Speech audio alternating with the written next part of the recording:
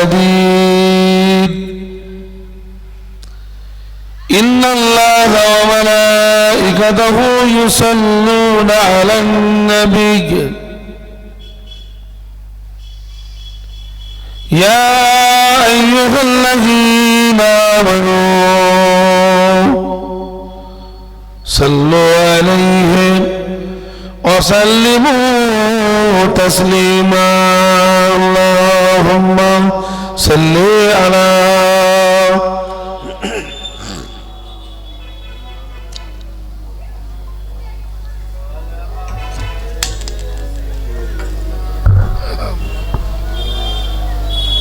যে কজন লোক আমরা আছি একটু মহব্বতের সঙ্গে আল্লাহুম্মা সাল্লি আলা সাইয়্যিদিনা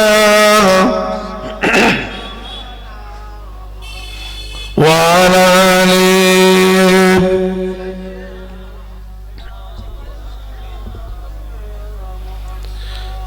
मेरे आँखों के पुतली में जलवा मोहम्मद का मेरे दिल की आईना में नक्शा मोहम्मद का कोई जन्नत में जाएगा कोई दोज़ख में पहुंचेगा मदीने की तरफ दौड़ेगा दीवाना मोहम्मद का अल्लाहुम्मा सल्ली अला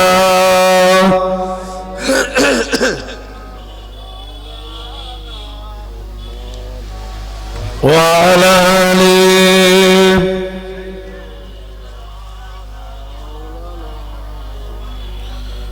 पैगंबरों का रौज़ा दिखा दे खुदाया डरे मुद्दत से मिला दे खुदाया शराबी मोहब्बत पिला दे खुदाया पैगंबरों का रौज़ा वो दिखा दे खुदाया अल्लाहुम्मा सल्ली अला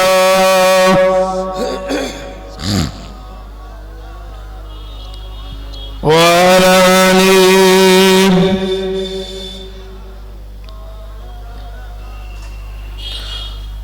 हस्बी रब्बी जल्लल्लाह मा फी कल्बी गैरुल्लाह नूर मोहम्मद सल्लल्लाहु हक ला इलाहा इल्लल्लाह ला इलाहा इल्लल्लाह ला इलाहा इल्लल्लाह मुहम्मदुर রাসূলুল্লাহ সকলে বলুন সাল্লাল্লাহু আলাইহি সাল্লাম আল্লাহ পাকের দরবারে লাখ লাখ কোটি কোটি সুজুদ ও শুকরিয়া যে আল্লাহ সুবহানাহু ওয়া তাআলা আপনাকে আমাকে খুব অল্প সংখ্যক হলেও বেহেশতের বাগান নামক একটা জায়গায় এসে বসার তৌফিক আতা করেছেন নিয়তের সঙ্গে ইখলাসের সঙ্গে খুলুসিয়াতের সঙ্গে সেই মহান স্রষ্টা সর্বনিয়ন্তা একচ্ছত্র মহাশাসক মহামান্য অন্নদাতা আল্লাহ জাল্লা জালালুহুর দরবারে লাখ লাখ কোটি কোটি সুজুদ ও শুকরিয়া সকলেই মন খুলে বলি আলহামদুলিল্লাহ আর একটু মহব্বতের সঙ্গে বলি আলহামদুলিল্লাহ তারই পরে পরে সরকারে দো আলম ইমামুল হুদা সৈয়দুল মুরসালিন রহমাতাল লিল আলামিন শফিউল মুজনবিন সকিয়ে কৌসার সাহিবে হিজরতাইন খাদিমুল হারামাইন ইমামুশ শরীফাইন আমার আপনার নবী শামসুদ্দোহা বদরুদ্দোজা হাবিবুল্লাহ হুজুরের উপরে অসংখ্য অগণিত দরুদের তোহফা সকলেই দিল খুলে বলি সাল্লাল্লাহু আলাইহি ওয়াসাল্লাম। আল্লাহ সুবহানাহু ওয়া তাআলা গুটি কতক মোমেন মুসলমানকে এই বেহেশত নামক জায়গায় বসিয়ে আল্লাহর প্রশংসা এবং নবীর প্রতি দরুদটুকু আল্লাহ কবুল করেন। সকলেই বলুন আল্লাহুম্মা আমিন। বলুন সকলে আল্লাহুম্মা আমিন। দোস্ত বুজুর্গ, আজকের আমি দেগঙ্গা থেকে এসেছি। একটা খারাপ লাগে যে এত সুন্দর একটা প্যান্ডেল সাজানো গোছানো মনস্তাত্ত্বিক পূর্ণ একটা পরিবেশ রাস্তার ধারে হলেও কিছু নসিহত বা কিছু মূল্যবান হাদিস ও কোরআনের আলোচনার কথা শোনাতে গেলে সামনে কিছু শ্রোতার দরকার হয়। ক্লাসে যদি টিচার এসে ছাত্র না পায় তাহলে যে পড়ানোর একটা অ্যাটিটিউড যেটা বলা হয় সেটা নষ্ট হয়ে যায়। লেনদেন প্রক্রিয়া মেজলা হুজুর পীর কেবল রহমাতুল্লাহ আলাইহি বলতেন এটা হলো বুড়োদের মাদ্রাসা, আর আমি এটাকে বলি সর্বশিক্ষা। সরকার সর্বশিক্ষা করেছে। আজ থেকে ১,৫০০ বছর আগে ইমামুল হুদা আমার আপনার নবী সরকার তো আলম তিনি সর্বশিক্ষার ব্যবস্থা করেছেন। এই জায়গায় সবাই এসে বসতে পারবে, শিখতে পারবে, কোনো অসুবিধা নাই। কিন্তু জায়গা ফাঁকা। মাশাআল্লাহ আমার বন্ধুবর, আমরা পশ্চিমবঙ্গ সরকারের পক্ষ থেকে খাদিমুল হুজ্জাজ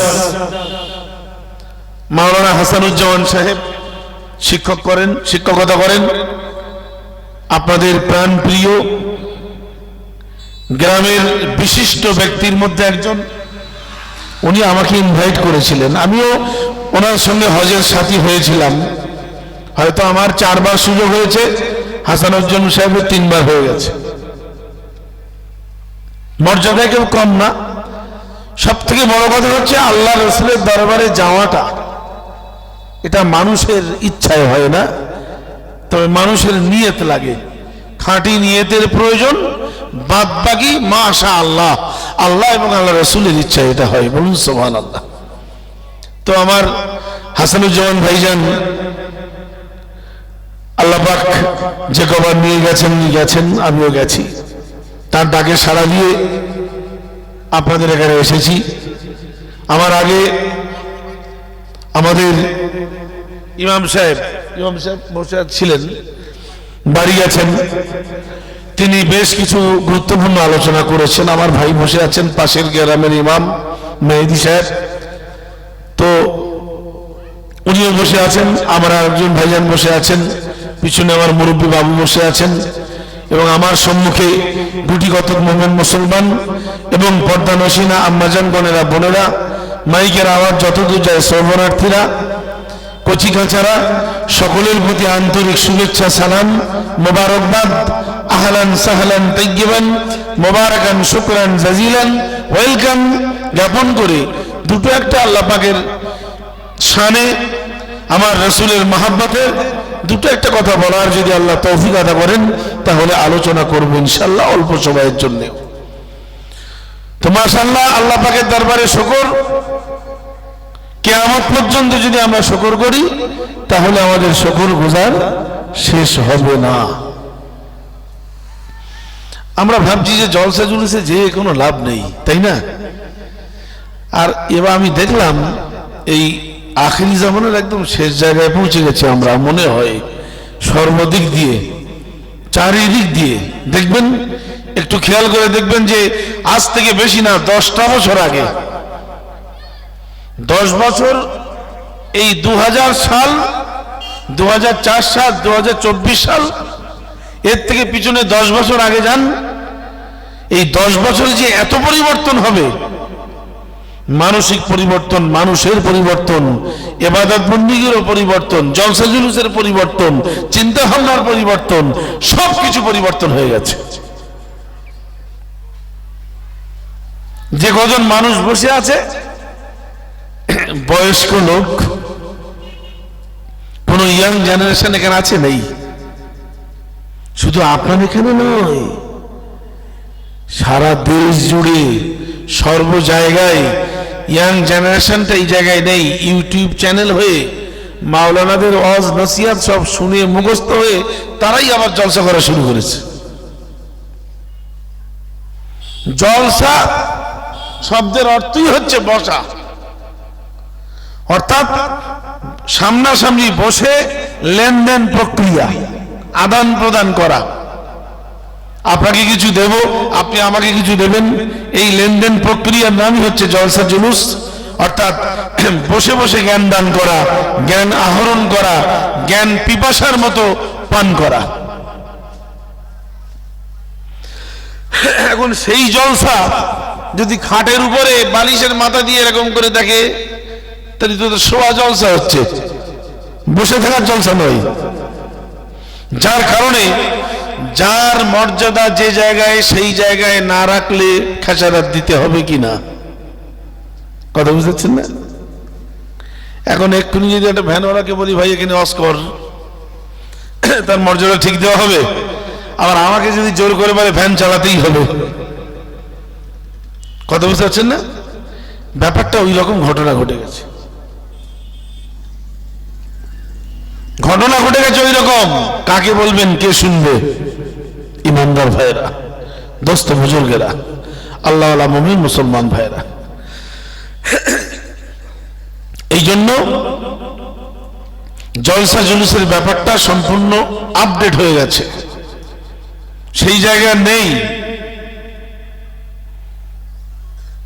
মহব্বত, ভালোবাসা, কৃত্রিমতা এসে গেছে, আর্টিফিশিয়াল, ক্লাসিক্যাল, গ্লোবালাইজেশনের যুগে মডার্ন হয়ে গেছে সব। যার কারণে এই অবস্থা। কিন্তু যতই মডার্ন হন, যাই হন না কেন, যদি আপনার হৃদয়ে, আপনার অন্তরে আমার প্রিয় নবীর মহব্বত, ভালোবাসা না থাকে, তাহলে আপনার ওই অবয়ব দেহটা একটা খোলা চিটের কোনো দাম আছে? ধান বার করে নেওয়ার পরে খোলা পড়ে থেকে তার কোনো দাম থাকে? দাম থাকবে না। আপনি হেঁটে বেড়াচ্ছেন, ঘুরছেন ফিরছেন, ডিএম, এসডিও, আপনি অফিসার, একজন টিচার, আপনি ভালো ব্যবসায়ী, আপনার কোনো দাম আছে? দুনিয়ার চলাফেরা করছেন বিশাল হৃষ্টপুষ্ট, কিন্তু আমার রসুলের মহব্বতের যদি ভিতরে দানা না বাঁধে, প্রকৃত নবীর ভালোবাসা, গভীরতা, প্রেম যদি ভিতরে না থাকে, তা আপনার ওই বডিটার কোনো দাম নেই। দুনিয়া ওয়াল আখিরা, দুনিয়া এবং আখিরাতেও কোনো দাম নেই, দুনিয়াও দাম নেই। আমার রসুলের সুন্নাত, আমার রসুলের চলা বলা, খাওয়া দাওয়া, এগুলো তো প্র্যাকটিক্যাল দুনিয়ার জন্য। আর এইগুলো বুঝতে বুঝতে বুঝতে বুঝতে বুঝতে বুঝতে রসুলের মহব্বত এসে গেলে আখিরাতটাও আপনার পরিষ্কার হয়ে যাবে। কিভাবে করবেন? আমার রসুলের সাহাবায়ে কেরামরা, তাদের দিকে লক্ষ্য করতে হবে। আমার রসুলের সাহাবায়ে কেরামদের লাইফটা, হিস্ট্রিটা, তাদের বায়োগ্রাফিটা, তাদের ইতিহাসটা জানুন, তাদের বায়োগ্রাফি জানুন। তাদের জীবন আদর্শটা জানলেই বুঝতে পারা যাবে যে কতটা বিপথে চলছি, কতটা সুপথে চলছি। যাচাই বাছাই করার ব্যাপার। কেননা আমার রসুলের টোটাল লাইফে একেবারে প্রথম থেকে, দোলনা থেকে, মায়ের কোল থেকে কবরের কোল পর্যন্ত যাবতীয় ব্যবস্থাপনা সব আমার রসুল বাস্তবে দেখিয়ে গেছেন 23 বছরের মধ্যে। আর আল্লাহর কোরআন 6666টা আয়াতে কারিমা এই প্রেক্ষাপটে, কালক্রমে, পর্যায়ক্রমে আমার রসুলের প্রতি নাযিল করেছেন। সময়ের ব্যবধানে সমস্যা সমাধানের ক্ষেত্রে পাঠিয়েছেন, আর সেটাকে আমার রসুল ইউটিলাইজ করেছেন। যেমন এক্সাম্পল, কোরআনে বলা হয়েছে নামাজ পড়ো, নামাজ আদায় করো, আকিমুস সালাহ, নামাজ আদায় করো। কোথাও কোরআন কালামুল্লাহ শরীফে দেখাতে পারবেন যে কোরআন কালামুল্লাহ শরীফে বলা হয়েছে 4 রাকাত, 2 রাকাত, 3 রাকাত এরকম করে নামাজ আদায় করার কথা হয়েছে?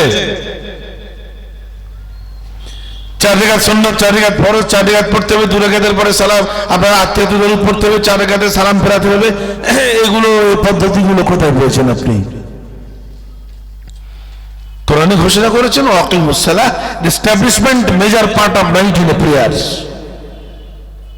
নামাজ আদায় করো। কায়েম করো। আপনি নামাজ আদায় করছেন, আপনার বিবি সাহেবা আল আওলাদ তাদেরকেও নামাজের তালিম দিয়ে তারা ওইভাবে পারফরমেন্স নামাজ আদায় করবে। এই পারফরমেন্স কোরআনে আছে। কিন্তু কিভাবে সেজদায় কতক্ষণ থাকবো? একটা সেজদা দেবো না দুটো দেবো? রুকু একটা করবো না দুটো করবো? রুকুটা তাড়াতাড়ি করবো না ধীরে করবো? এর জন্য আমার আপনার কাছে পাঠিয়েছে ইউনিভার্সাল গ্রেট লিডার নবী মুহাম্মদুর রাসূলুল্লাহ সাল্লাল্লাহু আলাইহি ওয়াসাল্লাম। তিনি লিখেছেন, আমার নবী বলেন সল্লু কামা রাআইতুমুনি উসাল্লি। আমি একটা নামাজের কথা বললাম, জাস্ট খাওয়া দাওয়া শোয়া ওঠা বসা চাকরি বাকরি ব্যবসা বাণিজ্য বিবাহ কথা বললেন এ টু জেড। আমি একটা কথা বললাম, সব বলা তো সময় থাকবে না। সল্লু কামা রাআইতুমুনি উসাল্লি। আমার রাসূল বললেন তোমরা আমাকে যেভাবে নামাজ আদায় করতে দেখো এইভাবে নামাজ আদায় করো।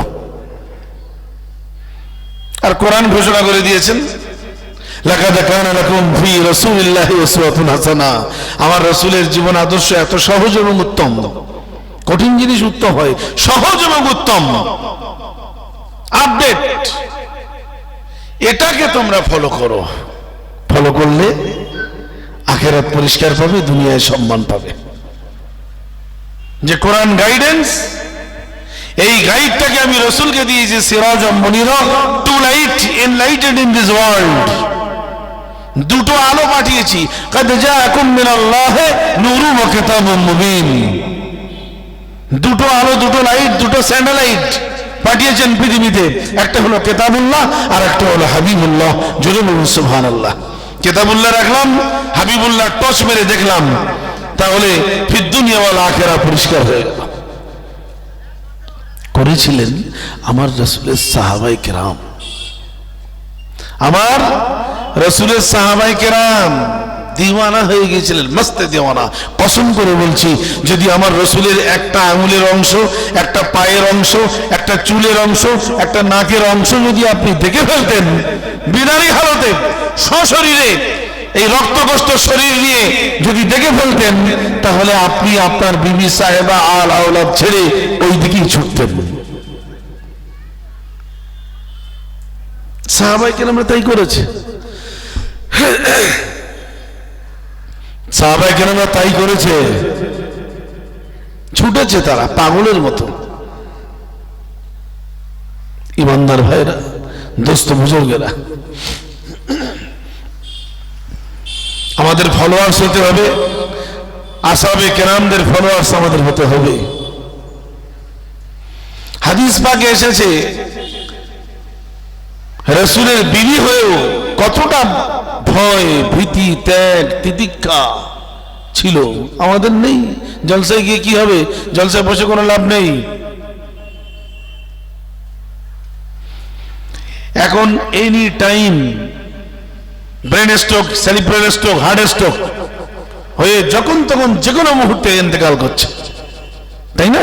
অল্প বয়স, 40-42 বছর বয়স, heart stroke, brain stroke, cerebral stroke, যে কোনো বাহানায় মৃত্যুর মুখে পতিত হতে হচ্ছে। কিন্তু আবার ভুলে যাই আমরা। হাদিস পাকে এসেছে যাদের বাপ মা ইন্তেকাল করে গেছে, সে কথাটাও আমার রাসূল বলেছেন, তারা যেন মাঝে মধ্যে যেয়ে তার বাপের কবরের ধারে যেয়ে দাঁড়ায়।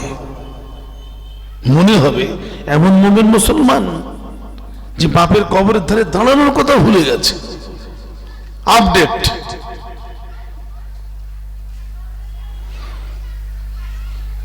وعن عائشة كلما ليلتها مع رسول الله صلى الله عليه وسلم يخرج آخر الليل إلى بقيع الغرقاد إني رأيت عائشة فيقول النبي صلى الله عليه وسلم اللهم اغفر لي لأهل بقيع الغرقاد رواه البخاري والمسلم أما جاء حضرت عائشة صديقة رضي الله تعالى তিনি নিজে বর্ণনা করতে লাগলেন, অনেক অনেক সময় গভীর রাতে আমি রাসূলুল্লাহর সঙ্গে শুয়ে পড়তাম।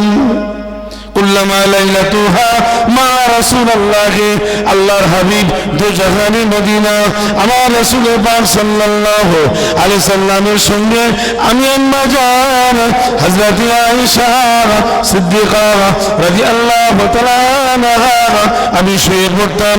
ইয়াখরুজু আখিরিল লাইলি, দেখতে পেতাম রাতের শেষ অংশে আমার রাসূল পাক সাল্লাল্লাহু আলাইহি সাল্লাম আমাকে ছেড়ে দিয়ে দুপা দুপা দুপা করে মদিনার গোরস্থান জান্নাতুল বাকিয়া মদিনার গোরস্থানের ধারে দাঁড়িয়ে যেতেন। আমি আম্মা জান হযরত আয়েশা সিদ্দিকা রাদিয়াল্লাহু তাআলা আনহা আমি আমার রাসূলের পিছু পিছু যেতে লাগলাম।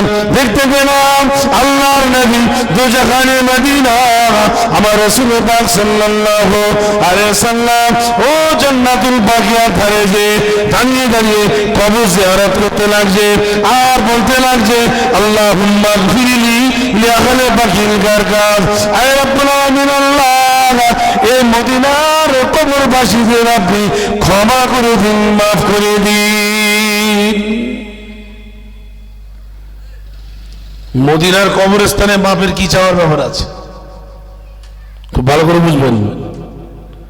আরে ও তো রিয়াজুল জান্নার একটা অংশ, পরিষ্কার জান্নাতুল বাকি, বাকিউল গারকাত, জান্নাতুল বাকি, ওখানে শুয়ে আছে আওলাদে রাসূল, ওখানে শুয়ে আছে হযরত ফাতেমা রাদিয়াল্লাহু তাআলা আনহা, ওখানে শুয়ে আছে ওসমান বিন নুরাইন রাদিয়াল্লাহু তাআলা আনহু, ওখানে শুয়ে আছে হযরত হাসান রাদিয়াল্লাহু তাআলা আনহু।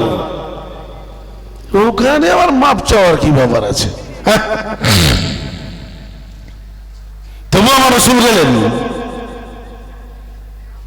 আম্মা জান হযরত আয়েশা সিদ্দিকা রাদিয়াল্লাহু তাআলা আনহা বলেছিলেন আমার রাসূলকে আমি নিজে চোখে দেখলাম।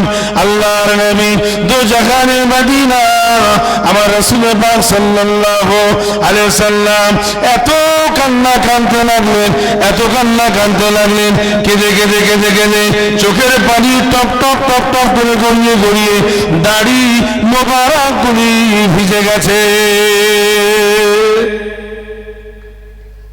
কান্না দরকার ছিল কেন? আমি রাসূলুল্লাহ যদি তার কবরের ধারে যাই তাহলে আমার উম্মতে মুহাম্মাদি তারাও তার বাপ মার কবরের ধারে যাবে, এটাও সুন্নাত। আপনার আলেম হতে হবে না, আপনি আপনার বাপের কবরের ধারে দেখুন যে আমার আব্বা এই কষ্ট করেছে, কষ্ট করে মানুষ করেছিল আমাকে, এখানে ইন্তেকাল হয়ে আছে, কবরটা একটু দেখুন, মায়ের কবরের ধারে যে একটুকুন দাঁড়ান। قال النبي صلى الله عليه وسلم من زار قبره أو أبويه أو أحدهما في كل جمعة غفر الله له كتب برا। আল্লাহ নবী দু জাহানে মদিনা আমার রাসূল পাক সাল্লাল্লাহু আলাইহি সাল্লাম জানাচ্ছেন ও আমার সাহাবীরা, ও আমার সাহাবায়ে কেরামেরা, ও আমার সাহাবী হুজুরেরা, যদি কোনো আমার উম্মত উম্মতিরা, যদি কোনো আমার কোনো উম্মত উম্মতি আল্লাহ কোনো বান্দা বান্দি তার আব্বা আম্মা উভয় ইন্তেকাল করে গিয়েছে বা একজন ইন্তেকাল করেছে, জুমার নামাজ বাদে তার বাপের কবরের ধারে যদি চলে যায় ফি কুল্লি জুমাতিন গফরাল্লাহু লাহু কুতিবা বাররা। আমার রাসূল ফরমাচ্ছেন বাবারা বাবারা, ওই ছেলেটা তার বাপের কবরের ধারে যে দাঁড়াবে, মায়ের কবরের ধারে যে দাঁড়াবে, একটুখানি বলবে এই জায়গাতে আমার আব্বা জান, এই জায়গাতে আমার আম্মা জান শুয়ে আছে, আল্লাহ ক্ষমা করে দেন, আল্লাহ মাফ করে দেন, এই কথা বলার জন্য আমার আল্লাহ তাআলা ও ছেলেদের উপরে খুশি হয়ে তাদের জীবনের সাগীরা গুনাহগুলোকে ক্ষমা করে দেন, সাগীরা গুনাহ মাফ হয়ে যাবে। পয়সা লাগবে? তা তো লাগবে না, পয়সা তো লাগছে না, শুধু জুমার নামাজ আদায় করে সবাই বাড়ি যাচ্ছে, আমি একটু বাপের কাছে যাচ্ছি, একবারও মনে হয় না। কি করে লিঙ্ক পাবেন আপনি? যখনই ছেলেটা আস্তে আস্তে আস্তে আস্তে হেঁটে হেঁটে বাপের কবরের ধারে চলে যায়, আল্লাহর রহমতের আদালতে, আল্লাহর রহমতের দরিয়ায় সবুজ বাতি জ্বলে ওঠে। জোরে বলুন সুবহানাল্লাহ।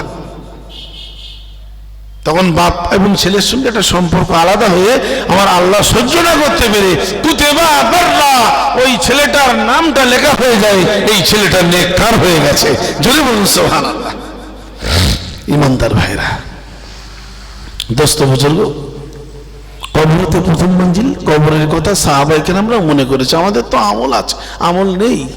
সাহাবাদের আমল, আমাদের আমল, এক সেকেন্ডের ইমান, এক সেকেন্ডের ইমান সারা হোল লাইফের ইমানের সঙ্গে তুলনা হবে না। অত সহজ নয়, কথা বললেন।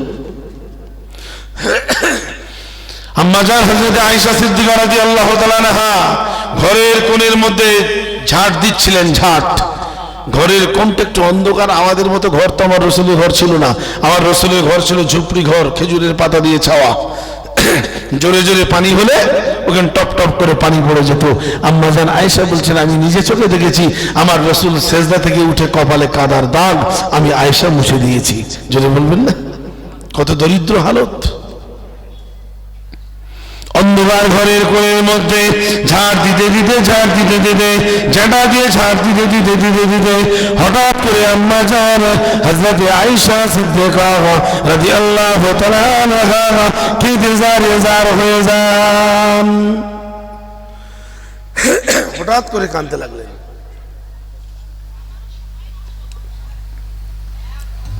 আল্লাহর নবীর নজরটা পড়ে গেল আম্মা জান হযরত আয়েশা সিদ্দিকা রাদিয়াল্লাহু তাআলা আনহার দিকে নজরটা পড়ে গেল। ও হযরত আয়েশা, ও আমার বিবি আয়েশা, কি জন্য কাঁদছো? কান্নার কারণটা কি বলতে পারবে?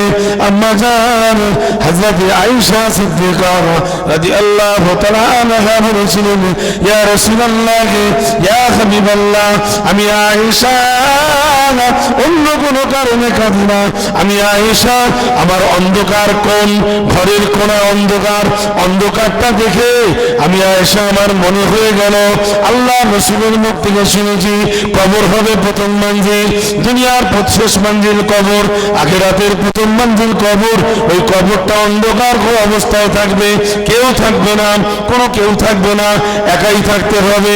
ইয়া রাসূলুল্লাহ, ইয়া হাবিবাল্লাহ, যদি অন্ধকার হয়ে থাকে আমি আয়েশা কি করে একা থাকবো? এই কথাটা মনে হওয়ার সাথে সাথে আমি আয়েশা আমার চোখ দিয়ে টপ টপ করে পানি গড়িয়ে যায়। আল্লাহ নবী বলেছেন, আয়েশা কেঁদো না, ও আয়েশা কেঁদো না।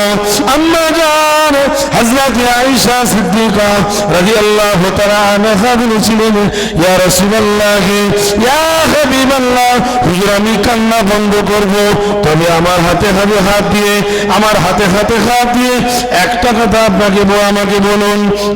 ইয়া রাসূলুল্লাহ, ইয়া হাবিবাল্লাহ, কিয়ামতের মাঠে ময়দানে মাশারে বাপ তার সন্তানের কথা ভুলে যাবে, মা তার নিজের ছেলে মেয়ের কথা ভুলে যাবে। আল-ইয়াওমা ইয়াফিরুল মারউ মিন আখিহি ওয়া উম্মিহি ওয়া আবিহি ওয়া সাহিবাতিহি ওয়া বানি।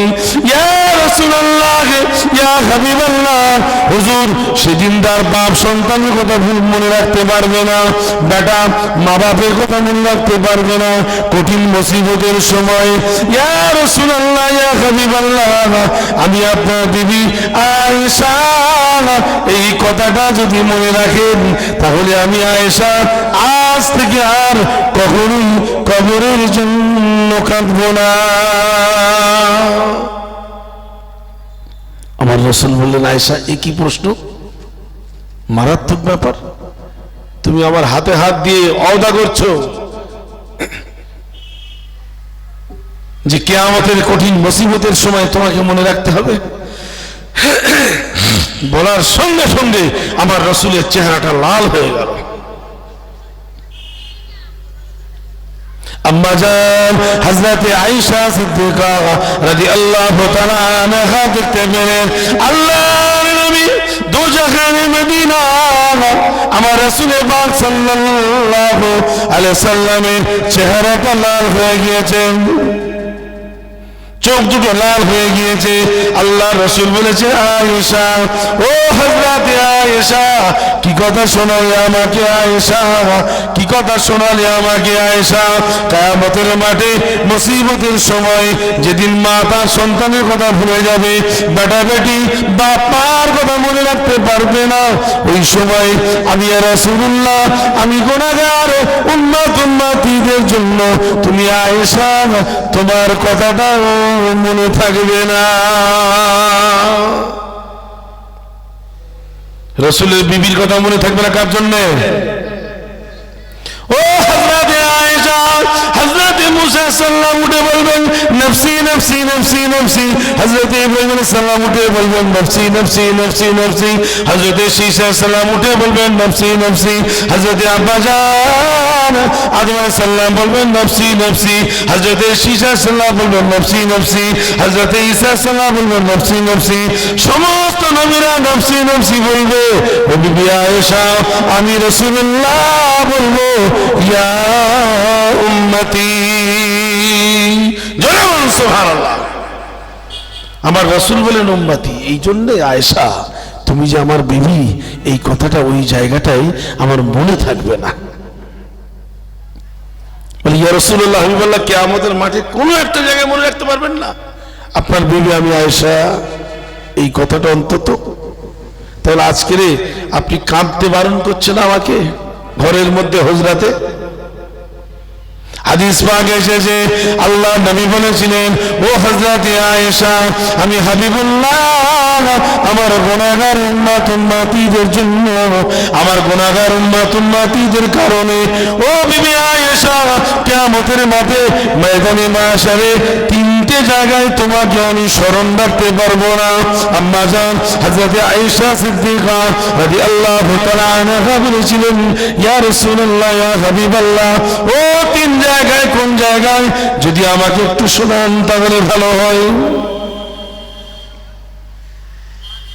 আল্লাহ নবী বলেছে, আয়েশা শোনো, কিয়ামতের মাঠে ময়দানে মাশারে আমার গুনাহগার উম্মতীদের নামায় আমলটা যখন মাপামাপি করা হবে, ও মিজানের ধারে দাড়ি পাল্লাতে মাপামাপি করা হবে, কারোর পাল্লাটা হালকা হবে, কারোর পাল্লাটা ভারী হবে। ও আমার বিবি আয়েশা, কোন গুনাহগার উম্মতীদের পাল্লাটা যদি হালকা দিকে যায়, আমি রাসূলুল্লাহ পাগল বনে যাব। ওই সময় ওই অবস্থাতে তুমি আমার বিবি আয়েশা, এই কথাটা মনে থাকবে না। আম্মা জান আরো জোরে জোরে কাঁদতে লাগলেন। আল্লাহ রাসূল বলছে, আয়েশা শুনে নাও, জেনে নাও, দ্বিতীয় নম্বর জায়গা হলো ওই নামায় আমলটা নিয়ে যখন হাতে নিয়ে তারা কেউ ডান হাতে পাবে, কেউ বাম হাতে পাবে। যে সমস্ত গুনাহগার উম্মতীরা বাম হাতে পাবে, নামায় আমলটা বাম হাতে পাবে, ওই সময় আমি হাবিবুল্লাহ, আমি মুহাম্মদুর রাসূলুল্লাহ সাল্লাল্লাহু আলাইহি সাল্লাম তাদের চেহারার দিকে তাকিয়ে তাকিয়ে যখনই দেখবো ওরা ফল ফল ফল করে দেখবে ওই তো আখিরি জামানার নবী আমাদের দিকে তাকাচ্ছে। ওই অবস্থাটা যখনই ঘটে যাবে আয়েশা, ওই জায়গাটায় আমি হাবিবুল্লাহ তোমার কথা স্মরণ থাকবে না। আল্লাহ নবী বলেছিলেন, ও হযরতে আয়েশা, তিন নম্বর জায়গা শুনে নাও, আমার গুনাহগার উম্মতীরা যখন ফুলসেরাত পার হতে লাগবে, দুর্বল উম্মতি, কোন দুর্বল উম্মতি তারা ফুলসেরাতটা পার হতে পারবে না। আমি রাসূল পাক সাল্লাল্লাহু আলাইহি সাল্লাম নিজে হাতটা বাড়িয়ে দিয়ে, আমি হাতটা বাড়িয়ে দিয়ে টেনে টেনে টেনে টেনে টেনে টেনে টেনে টেনে টেনে টেনে টেনে টেনে আমার গুনাহগার উম্মতীদের পার করাবো। ওই সময় তুমি যে আমার বিবি আয়েশা, এই কথাটা ভুলে যাব। কার জন্যে? এই তো আমার আপনার এখানে বসার জন্য। কথা বুঝতে পারছেন না? বাড়ি থাকবেন কি করে? থাকা যাবে না। আমার রাসূলের কথা হচ্ছে কেন? আওলাদে রাসূলের কথা হচ্ছে, আজওয়াজে মুতাহারাতের কথা হচ্ছে, বাড়ি বসবেন কি করে? আপনার হক আছে, গ্রামের হক আছে, এই জায়গায় এই প্রোগ্রামে এই জলসা দেওয়াতে বসারও হক আছে, না বসলেও আপনাকে কৈফিয়ত দিতে হবে আল্লাহর দরবারে। হয়তো বেশিক্ষণ না বসলেও অল্প সময় শরীক হওয়ার হক আছে। ইমানদার ভাইরা, দোস্ত বুজুর্গেরা, উম্মতে মুহাম্মাদির জন্য আমার রাসূল যদি নিজের বিবির কথা ভুলে যান, সব কিছু ভুলে যান, তাহলে আপনাকে কি করা উচিত? অন্তত দিনে 5টা বার আমার রাসূলের নাম নেওয়া যাবে কি যাবে না? প্রয়োজন, উচিত না উচিত না বলেন তো? এমনও অনেক মুসলমান আছে সারাদিন পার হয়ে যায়, একবার আমার রাসূলের কথাও মনে পড়ে না। পড়ে কি? সময় নেই বাবু, ব্যবসার এত চাপ। আমার কথাই যদি বলি যে স্কুলে এত চাপ, যদি বলি ব্যবসার এত চাপ, ভুল হবে। রাজনীতির এত চাপ, ভুল হবে। কথা বুঝলেন? আমার রাসূলের নকশাটা যদি আপনার বডিতে না দিত, মুহাম্মাদের নকশা যদি আপনার বডিতে ইউটিলাইজ না করা হতো, তাহলে আপনি হিউম্যান হতে পারতেন না, ম্যান হতে পারতেন না। আপনি হয়ে যেতেন একটা পশু, ছাগল, গরু, কুকুর ইত্যাদি ইত্যাদি হয়ে যেতে হতো আপনাকে আমাকে। তার কারণ মিম হে মিম দাল, এই নকশাটা আমার রাসূল দিয়েছেন। এই রাসূলের নকশাটা আমার আপনার নসিবে হয়েছে বলেই মডেলাইজেশন হয়েছে। যেমন এই মাথাটা মিম, আপনার এই বাহুটা হে মিম হে, কোমরটা মিম, পা দুটো দাল। কেউ যদি জড়সড় হয়ে কাত হয়ে এরকম শুয়ে থাকে, আর মোহাম্মদ যদি আরবিতে লেখা হয়, তাহলে ওই অবয়ব একটা মানুষের আকৃতি, মোহাম্মদের নামটা। যদি বলুন সুবহানাল্লাহ। আপনাকে মানুষ বলছে, সুন্দর বলছে, আপনাকে একজন মানুষ। এই মানুষের মডেল তো নবী মুহাম্মদ সাল্লামের মডেল। তাহলে দিনে অন্তত 5 থেকে 10 বার যখন সময় পান আমার রাসূলের নামটা নেওয়া, অন্তত 5টা বার আজান যদি শুনতে পান, আশহাদু আন্না মুহাম্মাদুর রাসূলুল্লাহ, তখন সাল্লাল্লাহু আলাইহি সাল্লাম বলাটাও তো প্রয়োজন আছে। এই নামটা না শুনে, বুখারী শরীফ হাদিস, আজান হচ্ছে চলে যাচ্ছে ফালতু খামাখা। বুখারী শরীফের হাদিসে এসেছে, আল্লাহ নবী দো জাহানে মদিনা, আমার রাসূল পাক সাল্লাল্লাহু আলাইহি সাল্লাম মদিনার মসজিদে সাহাবায়ে কেরামদের নিয়ে নামাজ আদায় করাবেন।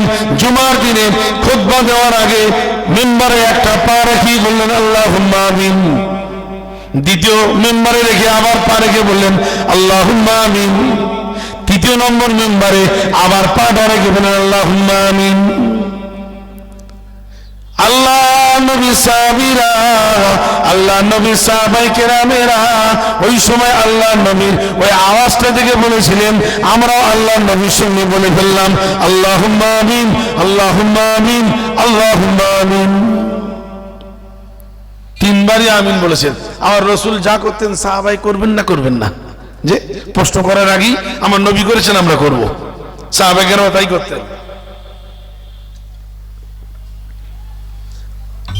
নামাজ শেষ হয়ে গেল, খুতবা শেষ হয়ে গেল, সাহাবায়ে কেরামরা জিজ্ঞাসা করলে আল্লাহ রাসূল বলছেন, ও আমার সাহাবীরা, আমি 3 বার আমিন বললাম, তোমরা বললে কি কারণ জানো কি তোমরা কেউ? সাহাবায়ে কেরামদের উত্তরটা কি হতো? এ সম্পর্কে আল্লাহ রাসূলই ভালো জানে, তার কারণ জ্ঞান অতটা নেই আমাদের। আল্লাহ নবী বলেছিলেন, ও আমার সাহাবায়ে কেরামেরা, ও আমার সাহাবী হুজুরেরা, আমি যখন মিম্বরে মদিনার মসজিদে নববী শরীফের মিম্বরে প্রথম পাটা রাখলাম, হযরতে জিবরাইল সাল্লাল্লাহু আলাইহি ওয়াসাল্লাম আমাকে সংবাদ দিল, ইয়া রাসূলুল্লাহ, ইয়া হাবিবাল্লাহ, যাদের বৃদ্ধ বৃদ্ধা বাপ মা, বয়স্কা পিতা মাতা রয়ে গেছে, এই সমস্ত ছেলেরা আল্লাহর জান্নাত আদায় করে নিতে পারলো না, তারা ধ্বংস হয়ে যাক, এই সংবাদটা নিয়ে আসলো। প্রথম আমি যখন পা রাখলাম তখনই বলল, বৃদ্ধ বৃদ্ধা বয়স্কা পিতা মাতা যারা রয়ে গেছে, সেই সমস্ত ছেলেরা ধ্বংস হয়ে যাক, তারা আল্লাহর দয়ার জান্নাতটা নিতে পারলো না। খেদমতের মাধ্যমে, পিতা মাতার খেদমতের মাধ্যমে আল্লাহর দয়ার রহমতের জান্নাত নিতে পারলো না। ইয়াং ছেলে তার বয়স্ক বাপ মা পেয়েছে, অথচ জান্নাত নিতে পারলো না, সে সমস্ত ছেলেরা ধ্বংস হয়ে যাক। আমি রাসূলুল্লাহ বলেছিলাম আমিন, ও জিবরাইল তাই হোক, তাই হোক। আমার রাসূল বলেছিলেন, সাহাবারাও বলেছে তাই হোক। ও আমার সাহাবীরা, আমি হাবিবুল্লাহ জানিয়ে দিলাম। দ্বিতীয়বারে যখন আমার কাছে এসেছে হযরতে জিবরাইল এই সংবাদটা নিয়ে এসেছে, ও ইয়া রাসূলুল্লাহ ইয়া হাবিবাল্লাহ, হুজুর যে সমস্ত ছেলেরা রমজান শরীফের মাস পেল, রমজান শরীফের মাসের 3টে ভাগ পেল, 3টে সময় পেল, মাগফিরাতের ভাগটা পেল, মাগফিরাতের অংশটা পেল, তাদের গুনাহগুলো ক্ষমা করে নিতে পারলো না। রমজান শরীফের মাগফিরাত পেয়েছে কিন্তু ক্ষমা করে নিতে পারেনি। আমার জিবরাইল বললেন, ইয়া রাসূলুল্লাহ, ওই সমস্ত রোজাদার তারাই ধ্বংস হোক যারা রোজার সময় ক্ষমার ভাগ পেয়েছে কিন্তু ক্ষমা করতে পারেনি। আমি রাসূলুল্লাহ বলেছিলাম আমিন, তাই হোক। আল্লাহর নবী দোজাখানে মদিনা বলেছিলেন, ওয়া মাসাবিরা ওয়া মাসাবাই কেরামেরা। 3 নম্বর ধাপে আমি যখন পা দিলাম, ওই সময় হযরতে জিবরাইল সাল্লাল্লাহু আলাইহি ওয়াসাল্লাম এসে বললেন, ইয়া রাসূলুল্লাহ ইয়া হাবিবাল্লাহ, আপনার নাম, আপনার নাম আযানে, আপনার নাম কোরআনে, আপনার নাম কিতাবে, আপনার নাম পেপারে, আপনার নাম ব্যানারে, যে কোনো যে অবস্থায় আপনার নাম কানে শোনার পরে পরে যে বান্দাটা, যে বান্দিটা যদি সাল্লাল্লাহু আলাইহি ওয়াসাল্লাম এই দরুদ শরীফটা না পড়ে, ও জিবরাইল সালাম বলছি, আমি জিবরাইল বলছি, হে আমার রাসূল তারা ধ্বংস হোক। আমি রাসূলুল্লাহ বলে ফেলেছিলাম আমিন, তাই হোক।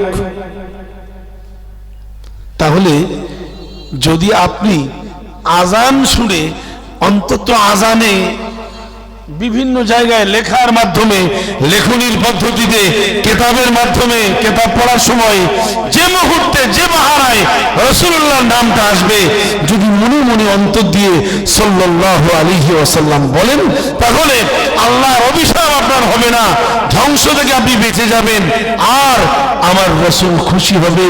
হযরতে ইমামউদ্দিন ইবনে কাসির রাহমাতুল্লাহ আলাইহি লিখছেন, যদি কেউ যে কোনো বাহানায়, যে কোনো অবস্থায়, রিকশাওয়ালা, ট্যাক্সিওয়ালা, দরিদ্র, অসহায়, সর্বহারা, যে কোনো মাঠে, বাগানে, বাজারে, হাটে, ঘাটে, মাঠে, পুকুরে, যে কোনো জায়গায় সাল্লাল্লাহু আলাইহি সাল্লাম বলবে, আমার রাসূল সঙ্গে সঙ্গে মদিনার রওজায় আকদাসে বুঝতে পেরে তার দিকে মুচকে মুচকে হাসতে থাকেন। জোরে বলবেন না? মুচকে মুচকে হাসতে থাকেন। জোরে বলুন সুবহানাল্লাহ। আল্লামা ইমামউদ্দিন ইবনে কাসির রাহমাতুল্লাহ আলাইহি বলছেন, আর বিজ্ঞান বলছে, আমার রাসূলের মায়ার অন্তর, মহব্বতের দানা, মহব্বতের সিম কার্ড, মহব্বতের সিম কার্ড যদি আপনার বডিতে লাগানো হয়, আর ওই অবস্থায় যদি সাল্লাল্লাহু আলাইহি সাল্লাম বলেন, তাহলে মদিনার মাটিটা একটু কেঁপে ওঠে, ভাইব্রেশন হয়, কেঁপে ওঠে। আমার রাসূল বুঝতে পারছে কে আমাকে ডায়াল করছে। যদি বলবেন না সুবহানাল্লাহ। ইমানদার ভাইরা, দোস্ত বুজুর্গ, সংক্ষেপ করলাম, দুটো কথা, বেশি কথা নয়। আজান শুনলেই আর চোখে দেখলেই বিশ্ব নবী, বা পড়তে পড়তে দেখলেই ছোট্ট একটুকুনি কথা সাল্লাল্লাহু আলাইহি ওয়াসাল্লাম বলতে রাজি আছেন? সবাই রাজি আছেন? এই বলতে গেলে ট্যাক্স লাগবে, পঞ্চায়েতের কোনো টোকেন কাটা লাগবে? তো বলতে গেলে পঞ্চায়েতের ট্যাক্স দিতে হবে না অ্যাপ্লিকেশন করে প্রধানকে জানাতে হবে? হবে কি? হবে না। তাহলে আজকে যখন এসেছি আমি একটা কথা শুনে যাই, যে রাসূলের নাম নিয়ে দরুদ পড়বেন আপনারা, আমিও পড়বো, আপনারাও পড়বেন, পড়ি, যারা পড়ে না তারা পড়বে ইনশাআল্লাহ। ইনশাআল্লাহ এটা আমল, এটা বড় আমল। আর জুমার নামাজের পরে দুটো কথা বললাম, একটা আমার রাসূলের জন্য বললাম, আর একটা হলো জুমার নামাজের পরে কিছু না জানলেও বাপের কবর, মায়ের কবরের ধারে যে, আল্লাহ আপনি ক্ষমা করে দেন, আল্লাহ আপনি মাফ করে দেন, আমার আব্বা আম্মা রয়েছে, মাফ করে দেন। এই দুটো কাজ করলে আমার আল্লাহ, আল্লাহ রাসূল খুশি হয়ে যাবে। যদি বলবেন না? আল্লাহ পাক আপনাকে আমাকে এই ছোট্ট সাধারণ আমল, এই আমলের কোনো কষ্ট নেই, নামাজের পরে হেঁটে যাওয়া, জুমার নামাজ প্রতি জুমা না হলে অন্তত মাসে একবার একটু পায়ে পায়ে হেঁটে বাপের কবরের ধারে যাওয়া, আর কানে যদি আজান শুনি বা চোখে দেখি নবীর নাম একটু সাল্লাল্লাহু আলাইহি সাল্লাম বলা, এই দুটো আমল বিরাট বড় আমল। কথা বুঝলেন না? এই দুটো আমল সহজ আমল বলে গেলাম। আল্লাহ সুবহানাহু ওয়া তাআলা আপনাকে আমাকে এই দুটো চলতে ফিরতে আমল করার তৌফিক আতা করেন। সকলে বলুন আল্লাহুম্মা আমিন। বলুন সকলে আল্লাহুম্মা আমিন। ওয়া আখিরু দাওয়ানা আলহামদুলিল্লাহি রাব্বিল আলামিন। একটু দরুদ আল্লাহুম্মা সাল্লি আলা